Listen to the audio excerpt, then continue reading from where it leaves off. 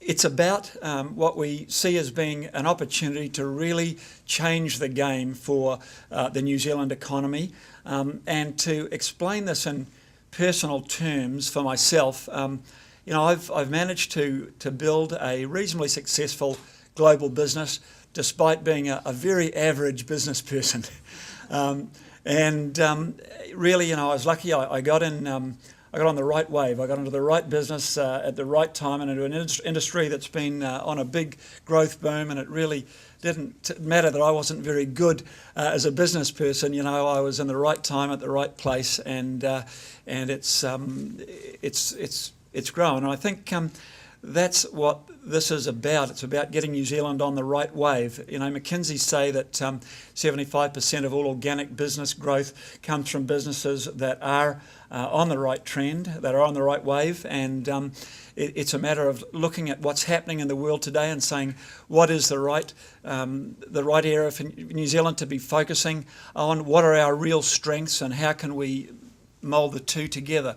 And what we see as being the big driver here is the massive growth in the number of wealthy people, of affluent people around the world, and the massive competition that is driving for resources in the world. Renewable energy, for instance, nobody wants to be dependent on imported oil in the world, let alone a little shallow pockets country like ourselves. There's massive opportunity for us in areas where we have specialised knowledge, for instance, around geothermal energy to create huge new industries like Denmark did with wind. There are massive opportunities for our farming industry. We see a number of platforms here as being contributing to the argument that makes us a no-brainer. One is the opportunities. Another one is the importance of that clean green brand, protecting that and capitalising on it, authenticating it, really building the value that's in that. As an exporter who spends half my life overseas, I think if I hear one more person that says, where do you come from? And I say, New Zealand, they say, beautiful.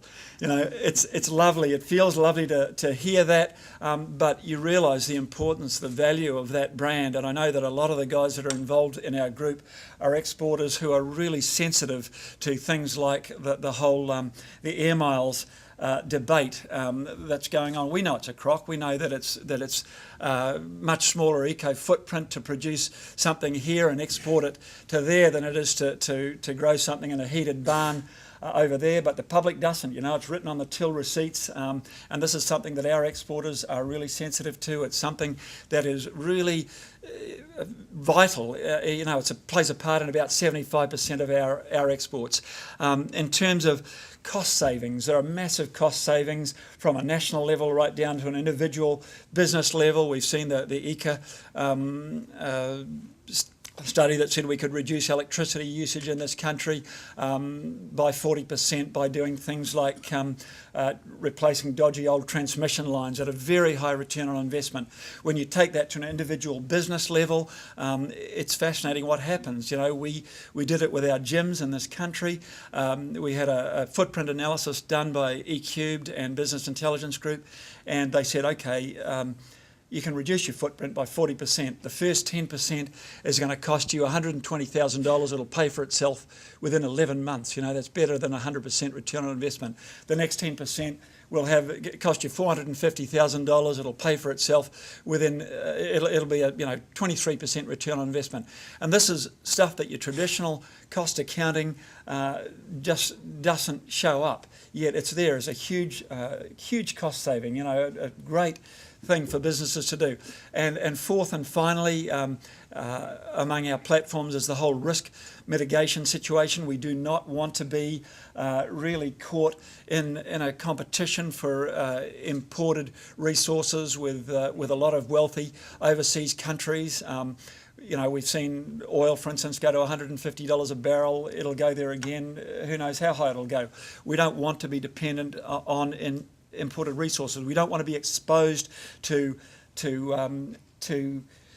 tariffs, whether they're imposed by regulation for free riding or whether they're imposed by markets. A big percentage of the public internationally, a growing percentage, really cares about this stuff, will pay a premium and will penalise people that are seen to be free riders and not playing the game. And finally, in terms of risk mitigation, we want to be one of the countries that is really playing our part in getting out there and avoiding the possibility of some real ecological disaster situation. So those are really the four platforms of our group. It's the opportunity, it's protecting and growing the brand, it's cost savings, it's risk mitigation, and finally, I guess, from my point of view, I think this is something that really aligns with New Zealanders' cultural values. It's who do we want to be?